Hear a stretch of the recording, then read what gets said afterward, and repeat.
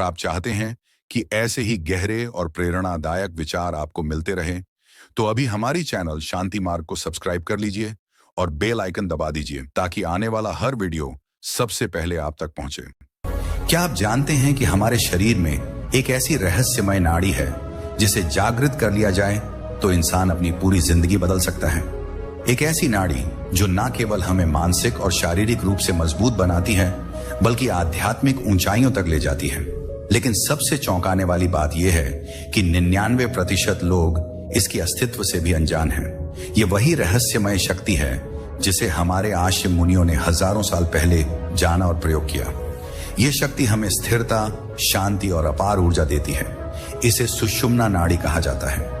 यह हमारी रीढ़ की हड्डी के केंद्र में स्थित होती है, लेकिन यह तभी सक्रिय होती है जब हम अपने शरीर, मन और ऊर्जा को संतुलित करना सीख जाते हैं। अब सोचिए क्या होगा अगर आप इस नाड़ी को जागृत कर लें। आपकी मानसिक क्षमता कई गुना बढ़ जाएगी। आत्मविश्वास इतना बढ़ जाएगा कि कोई भी मुश्किल आपको डरा नहीं पाएगी।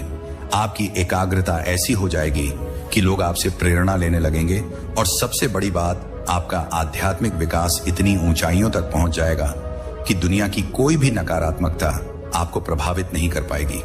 लेकिन यहां एक महत्वपूर्ण सवाल आता है। अगर यह शक्ति इतनी जबरदस्त है तो फिर दुनिया के अधिकतर लोग इसे क्यों नहीं पहचान पाते? इसका कारण यह है कि हम में से अधिकतर लोग इड्डा और पिंगला नाड़ी में ही उलझे रहते हैं। ये दोनों नाड़ियों हमारे शरीर में द्वैत को दर्शाती है, यानी तर्क और भावना, पुरुष और स्त्री, ऊर्जा, सूर्य और चंद्रमा। दिन और रात हमारा सारा जीवन इसी द्वैत में उलझा रहता है। आपने गौर किया होगा कि कभी कभी हमारा दिमाग बहुत सक्रिय हो जाता है और हम अत्यधिक तर्कशील हो जाते हैं, जबकि कभी कभी हम सिर्फ भावनाओं के प्रवाह में बहने लगते हैं। कभी हम बहुत क्रोधित हो जाते हैं तो कभी निराशा में डूब जाते हैं। ये सब हमारे भीतर चल रहे हैं। इड्डा और पिंगला के असंतुलन के कारण होता है। लेकिन जिस दिन आप सुषुम्ना नाड़ी को सक्रिय कर लेते हैं, उस दिन से यह असंतुलन समाप्त हो जाता है। आप ना तो अति भावुक होते हैं, ना ही अत्यधिक तर्कशील। आप पूरी तरह संतुलित हो जाते हैं। एक गहरे आंतरिक आनंद और स्थिरता का अनुभव करने लगते हैं और यही वह अवस्था है जहां से असली जीवन शुरू होता है। आज की इस वीडियो में मैं आपको बताने वाला हूं कि कैसे आप सुषुम्ना नाड़ी को सक्रिय कर सकते हैं। कौन कौन से आसान और प्रभावी तरीके हैं जिनसे आप अपनी ऊर्जा को केंद्रित कर सकते हैं और अपने जीवन में एक अद्भुत परिवर्तन ला सकते हैं। यकीन मानिए, अगर आप इस वीडियो को अंत तक देखते हैं और बताए गए तरीकों को अपनाते हैं तो आपका जीवन पहले जैसा नहीं रहेगा। तो तैयार है इस अद्भुत ज्ञान को समझने के लिए? चलिए शुरू करते हैं। सुषुम्ना नाड़ी आध्यात्मिक जागरण का द्वार। हमारे शरीर में ऊर्जा का प्रवाह बेहद जटिल और रहस्यमय होता है। योग और अध्यात्म में कहा गया है कि मनुष्य के भीतर एक दिव्य शक्ति छुपी होती है, जिसे यदि सही तरीके से जागृत कर लिया जाए तो व्यक्ति असीम शक्ति और ज्ञान प्राप्त कर सकता है। इसी शक्ति को कुंडलिनी कहा जाता है और इसका जागरण सुषुम्ना नाड़ी के सक्रिय होने से होता है। आज हम विस्तार से जानेंगे कि सुषुम्ना नाड़ी क्या है, इसके जागरण के फायदे क्या हैं और इसे सक्रिय करने के प्रभावी तरीके कौन कौन से हैं। सुषुम्ना नाड़ी क्या है? हमारे शरीर में 3 प्रमुख नाड़ियां प्रवाह को नियंत्रित करती हैं। एक इड्डा नाड़ी बाईं ओर, यह चंद्र ऊर्जा को दर्शाती है जो मन की शांति, ठंडक और भावनाओं से जुड़ी होती है। जब यह नाड़ी सक्रिय होती है तो व्यक्ति अधिक कल्पनाशील, संवेदनशील और शांत रहता है। नंबर 2, पिंगला नाड़ी दाईं ओर, यह सूर्य ऊर्जा का प्रतीक है जो गर्मी, सक्रियता और तर्कशील से जुड़ी होती है। जब यह नाड़ी अधिक सक्रिय होती है तो व्यक्ति मेहनती, ऊर्जावान और तर्कसंगत बनता है। नंबर 3, सुषुम्ना नाड़ी, मध्य में यह रीढ़ की हड्डी के ठीक बीच में स्थित होती है और इसे योग में आध्यात्मिक मेरुदंड कहा जाता है। जब हमारी ऊर्जा इड्डा और पिंगला को संतुलित कर सुषुम्ना में प्रवेश कर जाती है, तभी वास्तविक आध्यात्मिक जागरण शुरू होता है। यह नाड़ी सामान्य अवस्था में निष्क्रिय रहती है, लेकिन ध्यान, प्राणायाम और विशेष योग विधियों से इसे सक्रिय किया जा सकता है। सुषुम्ना नाड़ी के सक्रिय होने के अद्भुत लाभ। जब यह नाड़ी जागृत होती है तो व्यक्ति के जीवन में कई सकारात्मक बदलाव आते हैं और मन पूरी तरह से शांत और स्थिर हो जाता है। ध्यान में गहरी अनुभूति और अद्भुत ऊर्जा का अनुभव होता है। आध्यात्मिक शक्तियों, सिद्धियों का विकास होने लगता है। तनाव, चिंता और भय खत्म हो जाते हैं। व्यक्ति का ऑरा, आभा मंडल शक्तिशाली हो जाता है। शरीर में ऊर्जा का स्तर बहुत बढ़ जाता है, जिससे थकान महसूस नहीं होती, माया का प्रभाव कम हो जाता है और सच्चे वैराग्य की अनुभूति होती है। जीवन में गहरे आत्मविश्वास और संतुलन की अनुभूति होती है। कई योगियों और साधकों ने इस नाड़ी के जागरण से अविश्वसनीय आध्यात्मिक ऊंचाइयां प्राप्त की हैं। लेकिन सवाल यह उठता है कि आखिर इसे सक्रिय कैसे करें? सुषुम्ना नाड़ी को सक्रिय करने के लिए 3 प्रभावी तरीके। एक अनुलोम विलोम प्राणायाम, अल्टरनेट नॉस्ट्रिल ब्रीथिंग। इस प्राणायाम का अभ्यास करने से इड्डा और पिंगला नाड़ी संतुलित हो जाती है, जिससे सुषुम्ना नाड़ी के सक्रिय होने का मार्ग प्रशस्त होता है। कैसे करें? आरामदायक मुद्रा में बैठिए और आंखें बंद करें। दाएं हाथ के अंगूठे से दाईं नासिका बंद करें और बाईं नासिका से गहरी सांस लें। अब बाईं नासिका को बंद करके दाईं नासिका से सांस छोड़ें, फिर दाईं नासिका से सांस लें और बाईं नासिका से छोड़ें। इस प्रक्रिया को कम से कम 15 से 20 मिनट तक करें, जिसके निम्न लाभ हैं। पहला लाभ, मानसिक शांति मिलती है, शरीर में ऊर्जा संतुलित होती है, ध्यान में गहराई आती है। दूसरा लाभ, महामुद्रा, महाबंध और महावेद 3 ग्रेड यौगिक लॉक्स। यह 3 शक्तिशाली योग तकनीकें सुषुम्ना नाड़ी को जागृत करने में सहायक होती हैं। कैसे करें? महामुद्रा पद्मासन में बैठे गहरी सांस लें और धीरे धीरे छोड़ते हुए ठोड़ी को छाती से लगा लें। यह मुद्रा कुंडलिनी जागरण में सहायक होती है। महाबंध, इसमें मूल बंधुड़िया और जालंधर बंध का प्रयोग किया जाता है, जिससे ऊर्जा सुषुम्ना में प्रवाहित होने लगती है। महावेदीय बंधों और मुद्राओं को जोड़कर किया जाता है, जिससे शरीर और मन में अद्भुत बदलाव आने लगते हैं। तीसरा लाभ, ब्रह्मचर्य और ध्यान ब्रह्मचर्य का पालन करने से शरीर की ऊर्जा सुरक्षित रहती है और यह ऊर्जा सुषुम्ना नाड़ी में प्रवेश कर आध्यात्मिक शक्ति में परिवर्तित होती है। गहरे ध्यान से मस्तिष्क तरंगें धीमी हो जाती हैं, जिससे कुंडलिनी शक्ति सहज रूप से ऊपर उठने लगती है। कैसे करें? हर दिन 30 मिनट से 1 घंटे तक ध्यान करें। सोने से पहले कुछ देर मन को शांत करें। अपनी ऊर्जा को बाहरी इच्छाओं में व्यर्थ न गवाएं। सुषुम्ना नाड़ी जागरण के संकेत, सिम्टम्स ऑफ एक्टिवेशन। जब यह नाड़ी सक्रिय होने लगती है तो व्यक्ति कुछ खास बदलाव महसूस करने लगता है। शरीर में कंपन या ऊर्जा का तीव्र प्रवाह महसूस होता है। मस्तिष्क में शांति और आनंद की अनुभूति होती है। आंखों में तेज चमक और चेहरे पर दिव्य आभा जाती है। ध्यान और योग में अधिक रुचि होने लगती है। कई बार सिर के ऊपरी भाग, सहस्त्रार चक्र में हल्की झंझनाहट महसूस होती है। अगर आपको यह संकेत मिल रहे हैं तो समझ ले कि आपकी सांस सही दिशा में जा रही है। क्या होता है अगर सुषुम्ना नाड़ी बिना तैयारी के सक्रिय हो जाए? सुषुम्ना का जागरण बहुत शक्तिशाली प्रक्रिया है। यदि यह बिना सही मार्गदर्शन के सक्रिय हो जाए तो व्यक्ति मानसिक अस्थिरता, अजीब अनुभवों और शारीरिक समस्याओं का सामना कर सकता है। इसलिए इसे सही तरीके से संतुलित करना बहुत जरूरी है। क्या आप तैयार हैं? अपनी ऊर्जा को जागृत करने के लिए सुषुम्ना नाड़ी हमारे भीतर छुपी हुई वह शक्ति है जो हमें साधारण से असाधारण बना सकती है।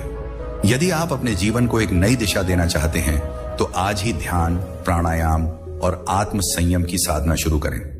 याद रखें, साधारण लोग परिस्थितियों के अनुसार बदलते हैं, लेकिन महान लोग स्वयं को बदलकर परिस्थितियों को बदल देते हैं। तो क्या आप भी इस दिव्य ऊर्जा को जागृत करने के लिए तैयार हैं? अगर हां, तो इस ज्ञान को दूसरों तक भी पहुंचाएं और अपनी आध्यात्मिक यात्रा को नई ऊंचाइयों तक ले जाएं। अगर आपको यह जानकारी उपयोगी लगी तो इसे लाइक करें, कमेंट करें और इस चैनल को सब्सक्राइब करना ना भूलें। सुषुम्ना नाड़ी जागरण, आध्यात्मिक उन्नति का रहस्य। हमारे शरीर में नाड़ियों का एक जटिल तंत्र होता है, जिसमें 3 प्रमुख नाड़ियां होती हैं, इड्डा, पिंगला और सुषुम्ना। ये तीनों नाड़ियों प्राण ऊर्जा को प्रवाहित करने का कार्य करती हैं और हमारे मानसिक, शारीरिक, आध्यात्मिक विकास में महत्वपूर्ण भूमिका निभाती है। सुषुम्ना नाड़ी को योग और तंत्र शास्त्रों में सबसे महत्वपूर्ण बताया गया है, क्योंकि यही नाड़ी कुंडलिनी जागरण और आत्म साक्षात्कार के लिए मार्ग प्रदान करती है। जब यह पूरी तरह से सक्रिय होती है तब व्यक्ति चेतना की उच्च अवस्था को प्राप्त कर सकता है। इस लेख में हम विस्तार से जानेंगे कि सुषुम्ना नाड़ी क्या है, इसके सक्रिय होने के लाभ क्या है और इसे जागृत करने के 3 प्रभावशाली तरीके कौन कौन से हैं। सुषुम्ना नाड़ी क्या है? हमारे शरीर में 3 मुख्य नाड़ियां होती हैं।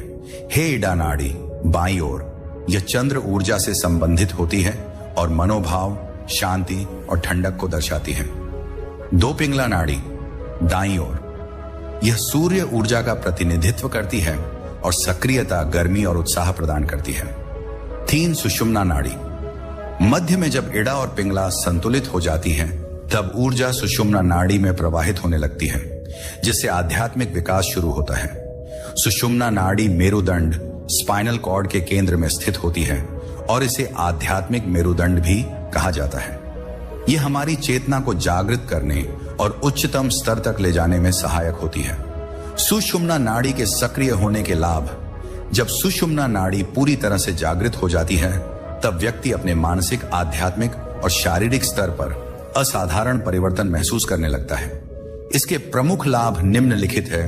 मन की शांति। जब सुषुम्ना नाड़ी सक्रिय होती है, तब मन पूरी तरह से शांत और संतुलित हो जाता है। ध्यान की गहराइयों में प्रवेश।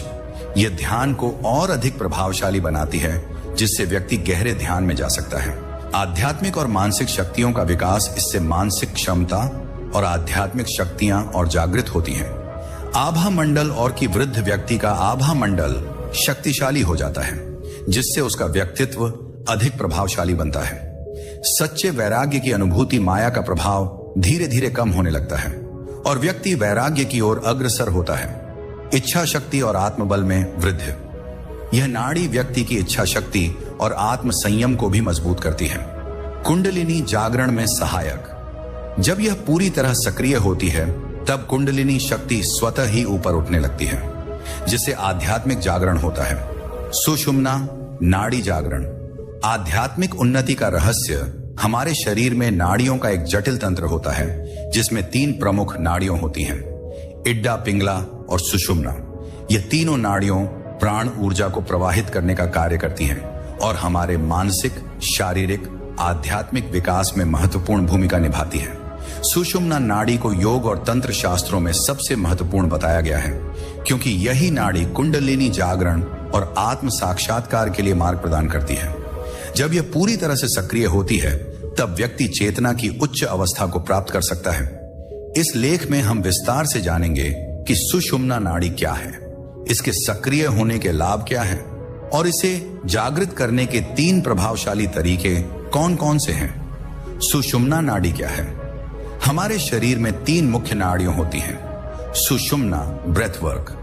यह एक अत्यंत प्रभावी और सरल अभ्यास है, जिससे सुषुम्ना नाड़ी को सक्रिय किया जा सकता है। आंखें बंद करें और सांस को नासिका द्वारा से आते जाते महसूस करें। सांस लेते समय यह अनुभव करें कि ऊर्जा मेरुदंड से होकर गुजर रही है। सांस छोड़ते समय यह अनुभव करें कि ऊर्जा आज्ञा चक्र, तीसरी आंख की चक्र से होकर वापस नासिका में आ रही है। इस श्वास प्रक्रिया को नियमित रूप से करने से सुषुम्ना नाड़ी सक्रिय होती है और मानसिक संतुलन बना रहता है।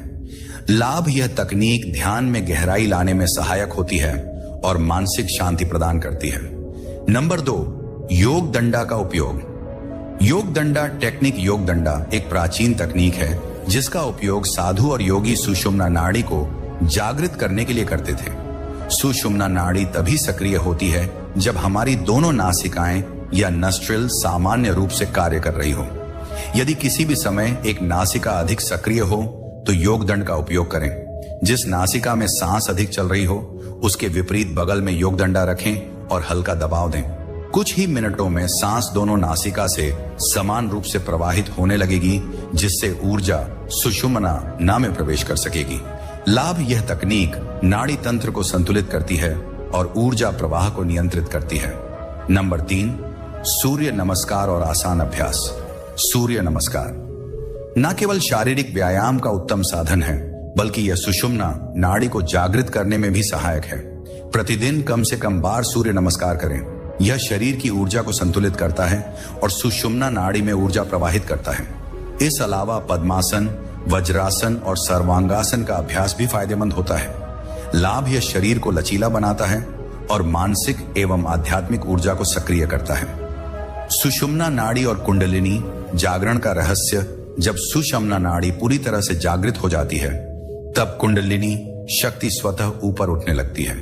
जैसे जैसे यह शक्ति ऊपर बढ़ती है, हमारे साथ चक्र जागृत होते जाते हैं। मूलाधार चक्र के जागृत होने से आत्मविश्वास और स्थिरता बढ़ती है। स्वाधिष्ठान चक्र से रचनात्मकता और ऊर्जा का विकास होता है। मणिपुर चक्र से इच्छा शक्ति मजबूत होती है। अनाहत चक्र से प्रेम, करुणा और भावनात्मक स्थिरता बढ़ती है। विशुद्ध चक्र से वाणी में प्रभाव और अभिव्यक्ति की शक्ति आती है। आज्ञा चक्र से दिव्या दृष्टि और अंतर्ज्ञान बढ़ता है। सहस्त्रार चक्र से समाधि और आत्मबोध की स्थिति प्राप्त होती है। सुषुम्ना नाड़ी को जागृत करना एक गुण विज्ञान है, लेकिन यदि सही तरीके से अभ्यास किया जाए तो कोई भी व्यक्ति इस अद्भुत ऊर्जा को सक्रिय कर सकता है।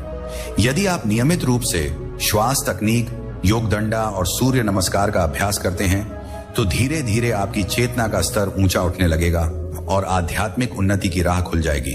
तो क्या आप भी सुषुम्ना नाड़ी को जागृत करने के लिए तैयार हैं?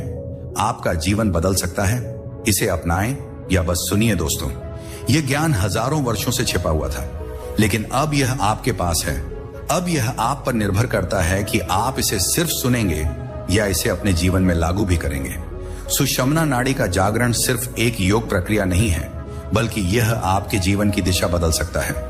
जब यह जागृत होती है तो व्यक्ति अपनी पूरी क्षमता का उपयोग कर सकता है और आत्मज्ञान की ओर बढ़ सकता है। अब आप क्या करेंगे? हमारे आर्षि मुनियों ने इस गुण विद्या को हमें सौंप ताकि हम अपने भीतर छुपी शक्तियों को पहचान सके। लेकिन इस शक्ति को पहचाना आने और उसे वास्तविक जीवन में अपनाने के बीच बहुत बड़ा अंतर होता है। इस वीडियो में आपने सीखा कि सुषुम्ना नाड़ी को कैसे जागृत किया जाए, लेकिन क्या आप इसे अपने जीवन में लागू करेंगे? क्या आप सुषुम्ना श्वास तकनीक का अभ्यास करने के लिए हर दिन 10 मिनट निकाल सकते हैं? क्या आप योग दंडा तकनीक और सूर्य नमस्कार को अपनी दिनचर्या में शामिल करेंगे? क्या आप इस रहस्यमय शक्ति का उपयोग कर अपने जीवन को नई ऊंचाइयों तक ले जाना चाहेंगे? अगर आपका जवाब हाँ है तो अब समय आ गया है कि आप इसे सिर्फ सुनकर ना छोड़ें, बल्कि इसे अपने जीवन में उतारें। आइए इसे और गहराई से जानें। आपको यह वीडियो पसंद आई हो तो वीडियो को लाइक जरूर करें। आपकी प्रतिक्रिया हमारे लिए बहुत महत्वपूर्ण है।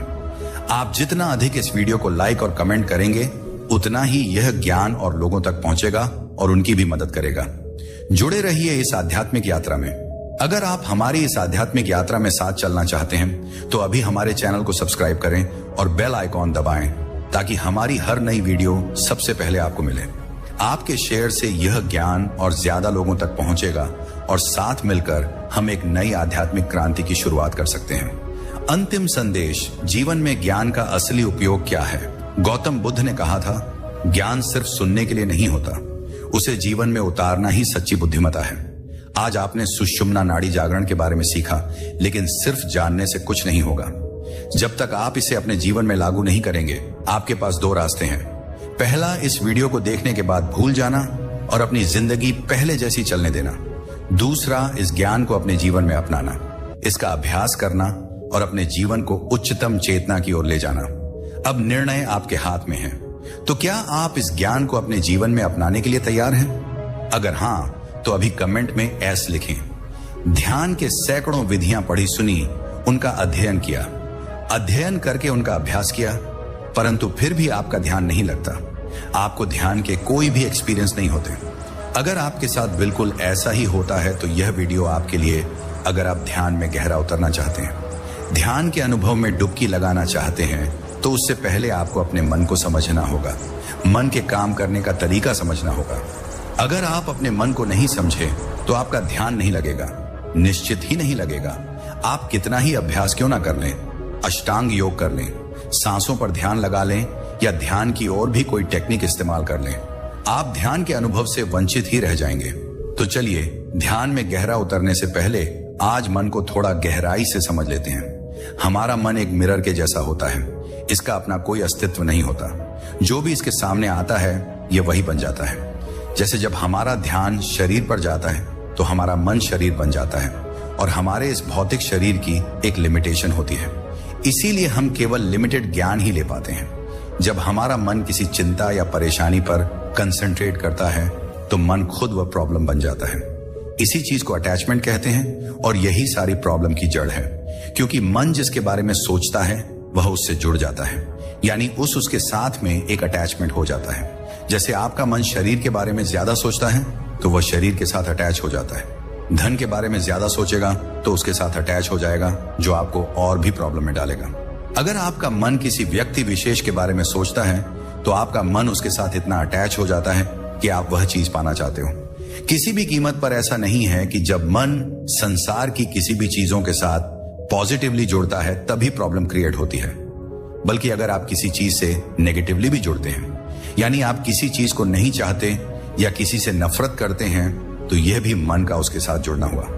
जैसे आप किसी चीज को भूलना चाहते हैं, आपका मन उसे भूलने का अथक प्रयास करता है और उस प्रयास में मन उसी के बारे में सोचता है, तो मन जिसके के बारे में सोचेगा वह वही होता चला जाता है, यानी उसके साथ अटैचमेंट गहरा होता चला जाता है। तो कुछ अर्थों में कई बार मित्र से ज्यादा शत्रु आपके क्लोज होता है, यानी आपका मन जितनी छोटी चीजों के बारे में सोचेगा वह आपको उतना ही छोटा बना देगा, जिसके कारण आपके दिमाग में किसी भी चीज के प्रति एक इमिटेशन क्रिएट होने लगती है और आपका दिमाग उतनी ही चीजों में उलझा रहता है जितना आपका मन उसे आदेश देता है। अगर यह मन किसी तरह से अंतर्मुखी हो जाए तो इसका स्वभाव इन्फिनिटी बन जाता है, क्योंकि आपकी आंखें खोलते ही बाहर जो दिखाई देता है वहां लिमिटेशन है, वह सब कुछ लिमिटेड पर। जब आपकी आंखें बंद होती हैं और आप अपने भीतर जाने का प्रयास करते हैं तो वहां अनंत गहराई है, अनंत रहस्य छुपे हैं। आपके भीतरी आकाश का कोई अंत नहीं है, वहां अनंत फैलाव है। यानी जब आपका मन इधर उधर की चीजें छोड़कर खुद पर कंसंट्रेट करने लगे तब उसे ध्यान कहते हैं। और ध्यान की भी कुछ स्टेजेस होती है, जिसमें ध्यान की अंतिम स्टेज है समाधि। अब मैं आपके ध्यान का अनुभव बताता हूं। जब आप ध्यान करने बैठते हैं, अपनी आंखें बंद करते हैं और किसी एक वस्तु या किसी एक चीज पर कंसंट्रेट करते हैं। जैसे मान लीजिए मैंने कहीं बोला है, वहां कंसंट्रेट करते करते आपके मन में कुछ विचार आने लगते हैं। आप उनमें से किसी भी एक विचार को पकड़ लेते हैं। विचार को पकड़ते ही और नए विचारों की श्रृंखला शुरू हो जाती है, क्योंकि मन का जो स्वभाव है वह भटकना है, निरंतर काम करते रहना है, निरंतर विचार पैदा करते रहना है। अब आप अपने मन को वह करने से रोक रहे हैं, ध्यान में शांत होने का प्रयास कर रहे हैं, पर मन आपसे अधिक बलवान है। आपके ब्रेन आपके दिमाग से बलवान है, तो वह आपके विचारों के साथ बहा कर ले जाता है और आप कुछ देर ध्यान का प्रयास करते करते छोड़ देते हैं। लेकिन अगर आप ध्यान करते समय किसी भी विचार को ना पकड़े, विचार आता है तो उसे आने दें और वापस ध्यान अपनी सांसों पर लेकर आए या जिस पर भी आप कंसंट्रेट कर रहे हो। विचार आए, देखें और छोड़ दें।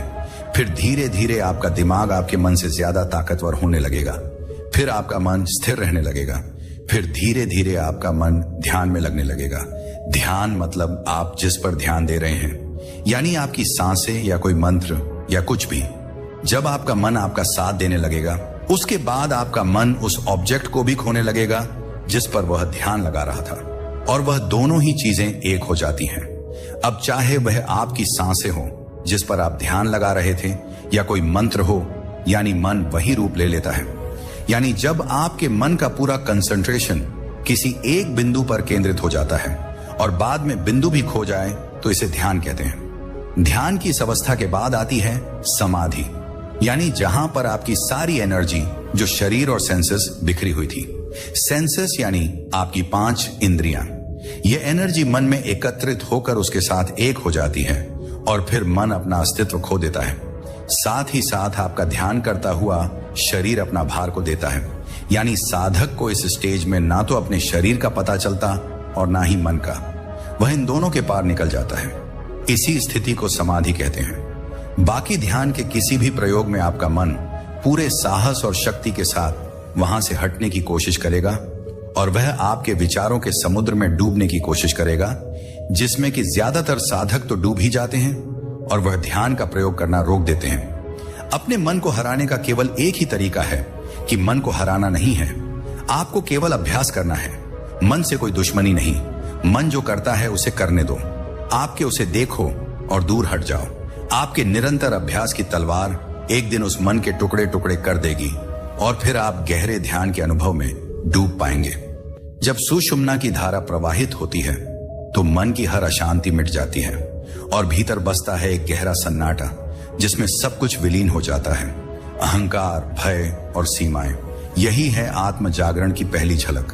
पर याद रखिए, यह अंत नहीं, यह तो बस शुरुआत है उस अनंत यात्रा की, जहां हर सांस एक ध्यान बन जाती है। अगर आज के इस रहस्यमय ज्ञान ने आपके भीतर कोई हलचल पैदा की है तो इस वीडियो को